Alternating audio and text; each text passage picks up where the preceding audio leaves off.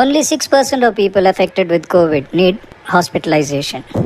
If our country needs to deal with only this 6%, our death rate would be far below what it is today, and medical care would be available for those who need it. Let's look at the 94% who are affected with COVID and what is their best option.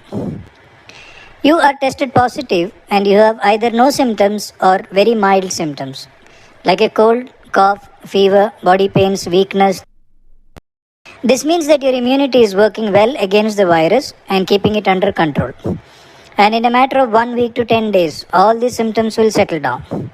You may develop a loss of smell and taste along the way, but you will recover without any complication with simple over-the-counter medications like Dolo 650, home remedies, Ayurveda and homeopathy.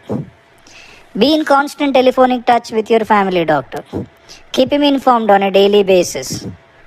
I have treated over 1300 people this way successfully. I strongly believe that over 94% of the people affected with COVID can be treated this way. Where are we going wrong? RT-PCR is the main test for diagnosing COVID, and it is only about 65 to 70% accurate, which means that 30-35% may be positive but will still show as negative. Not testing for COVID. Let us assume that every cold, cough, fever that happens to us now is COVID. We isolate ourselves and follow the rules which are laid down by the government, and we treat it as I have advised above and be done with it in a week or 10 days time. Testing for COVID. Once you are tested positive for COVID, you follow the above line of treatment and be done with it in 1 week to 10 days time. But this is possible only in 10% of those who have tested positive. Let me explain what happens to the rest 90% who are tested positive. Panic. With the second wave hitting us hard and the fear surrounding it, the moment you are tested positive, all hell breaks loose. You are flooded with advice from relatives, friends, colleagues, each one telling you their experiences and all the gory details from the news and the social media, and you get scared. You hardly have any symptoms, but the moment you know you are positive and you hear all their advice, you start to panic. When you panic, your breathing pattern changes. You breathe shallow, and in doing so, you pull carbon dioxide in your lungs and you begin to feel breathless. You are told that the lungs are getting affected, but the fact is that your anxiety is what is causing your breathlessness. Now you are asked to do the following investigations: a D-dimer, a C-reactive protein and a CT scan of the chest. A D-dimer.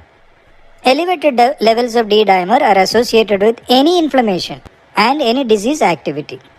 It is only when the levels are extremely high it indicates a clotting problem.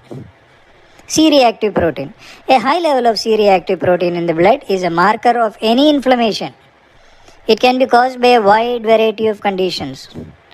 Both the above tests are not specific for COVID. They are just supportive evidence of inflammation and infection. CT scan of the chest. More than 80% of the COVID patients show ground glass appearance in their CT scan. The moment you see the report, everyone says that your lungs are involved and you are in trouble. But that's not true. The COVID virus has a tendency to affect the lungs and to produce inflammatory changes in the lungs. Ground glass opacity is not specific to COVID. It is seen in many inflammations and infections. These, in most cases, resolve on their own. Now your doctor starts you on an antiviral, remdesivir, which the WHO says is not effective against COVID.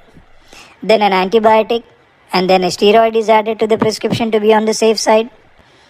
Remember, when you are in panic, your doctor who is treating you will also go into panic and ask you to get admitted. After all, he is human and he is answerable for you. What you need to understand is that your immunity is doing a great job in containing the COVID virus. That is why you hardly have any symptoms.